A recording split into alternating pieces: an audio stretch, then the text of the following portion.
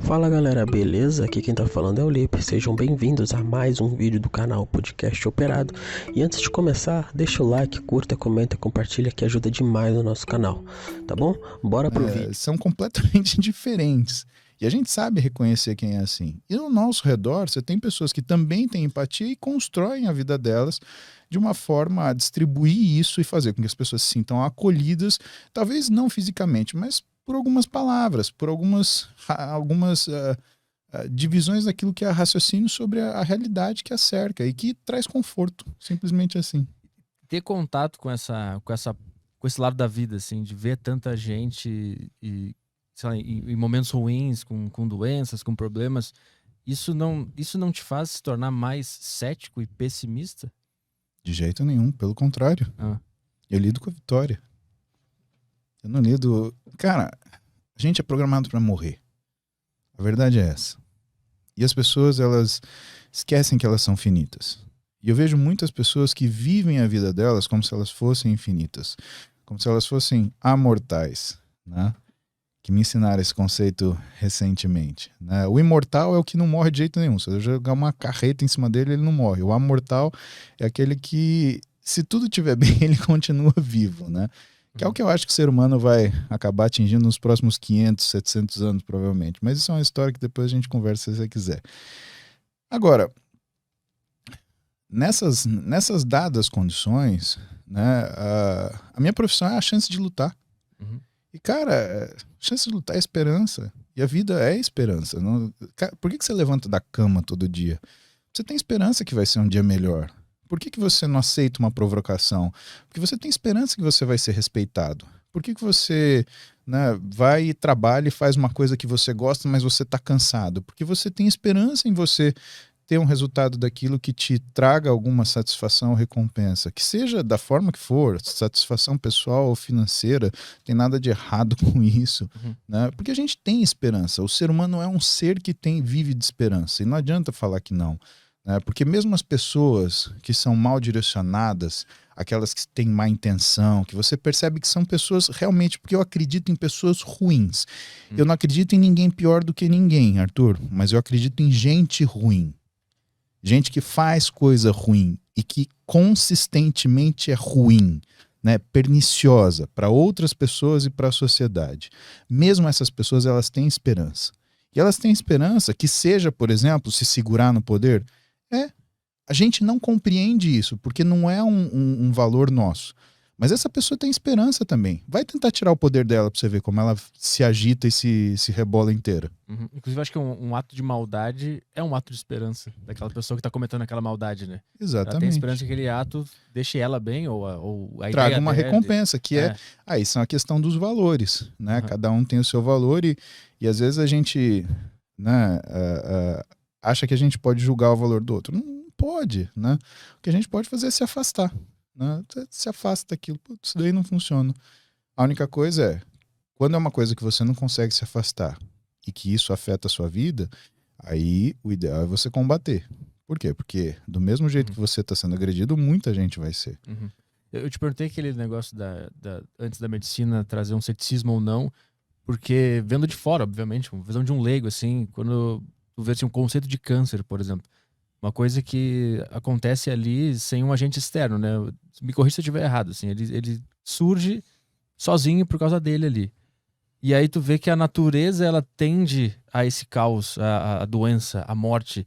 E aí isso me causa um negócio sobre a vida, de achar que a vida é esse caminho ruim que vai sempre tender a uma doença, alguém morrendo, a uma tristeza, uma família desunida. Por isso que eu te perguntei isso, se tu vivendo isso de sempre não te traz isso. Mas tu falou o Então contrário. porque você está misturando dois conceitos diferentes. Você está Hum, misturando o conceito de entropia, né, que é o conceito de caos, né? Então hum, tudo no universo ele busca um nível de organização menor. A gente vai chegar nisso, né, com aquilo que é a nossa expectativa e nossa esperança.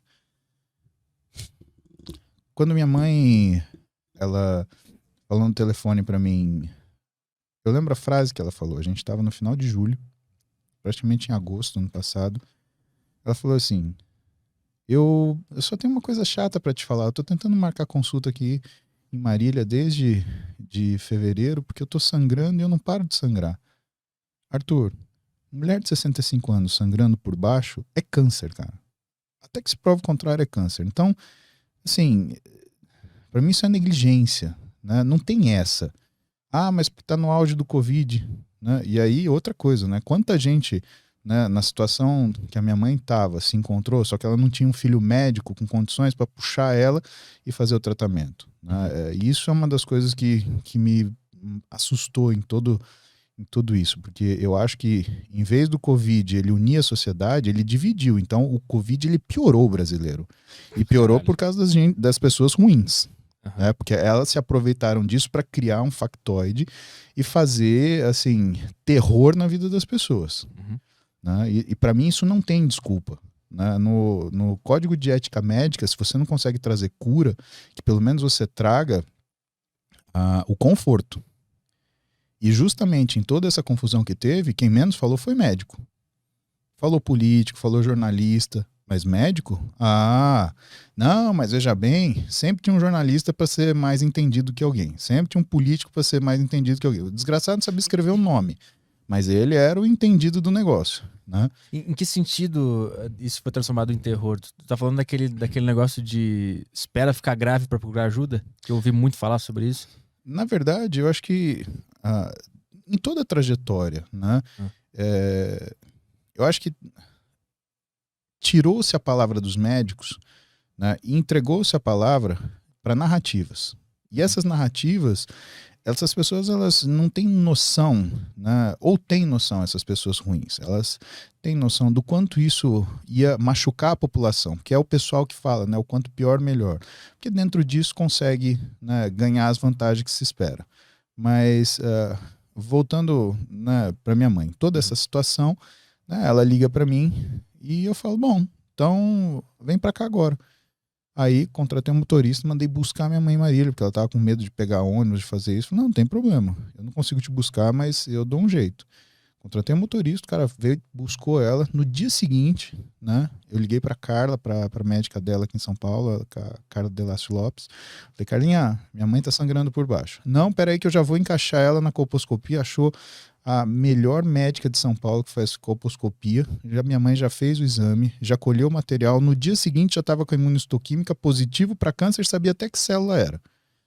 5 dias depois, minha mãe estava sendo operada com um robô no Hospital Moriá pelo o João Manzano, que é um dos caras que ensina a cirurgia robótica no Brasil, é o chefe do Einstein nessa parte de cirurgia robótica, é o cara que instrui as pessoas, né? E minha mãe estava livre da doença, fez esvaziamento de gânglio, então estava tudo bem. Só que, por conta da demora do diagnóstico, minha mãe teve que fazer químio e agora ela está terminando a rádio. Tá? Mas veja, Arthur, por mais nefasta que seja essa situação, a gente tem que lembrar as coisas que tem valor pra gente. Pra mim foi uma barra, porque eu não falei pra minha mãe que ela tava com câncer.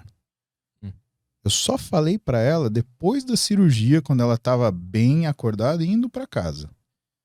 E por que eu fiz isso? Porque toda a minha vida com a minha mãe, ela falava do medo que ela tinha de ter câncer. Porque o meu avô morreu de câncer de próstata, né?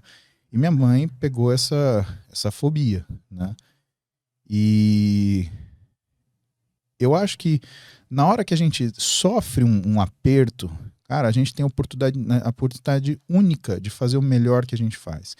E nessa hora, a única coisa que eu podia pensar é, o que a minha mãe me falou sobre isso?